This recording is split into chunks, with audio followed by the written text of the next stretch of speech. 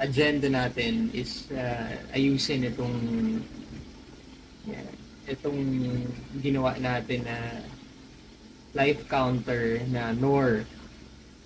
Magbuti na lang, di natin makita si Ninong Rai nung weekend doon sa Pop and Geek na event. Kasi syempre, bibigay natin ito. Pero mas okay na i-refine natin. The problem with this right now is yung color niya, madali naman remedyohan.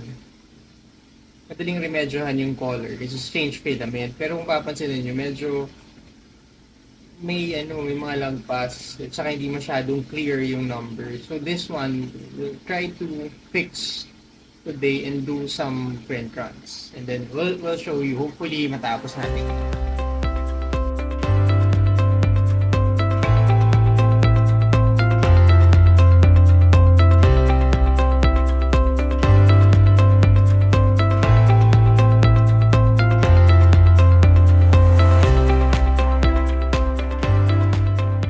So, tapos na natin yung project. It took us around mga 2 days to do and refine. So, this was the original.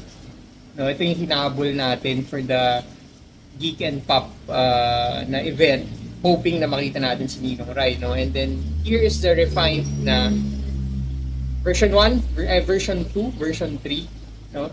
Changing of filament shades, laking bagay na. But, ipapansin niyo yung, there you go, yung quality pa lang, layo ng numbers, no? Yun yung problem nito, hindi siya masyadong readable. And then this one, I'm very happy with the results. Baka may isa pang pasada ng refinement, no? Pang arte na lang, beautify, but we're very happy with this.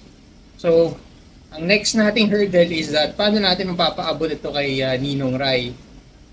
So, yeah, yun yung next challenge. Kung may kilala sa inyo, pwede nyo kaming i-connect or i-shoutout nyo na lang dito hanggang para at least kompleto yung setup naman niya. No? Alright, thank you very much.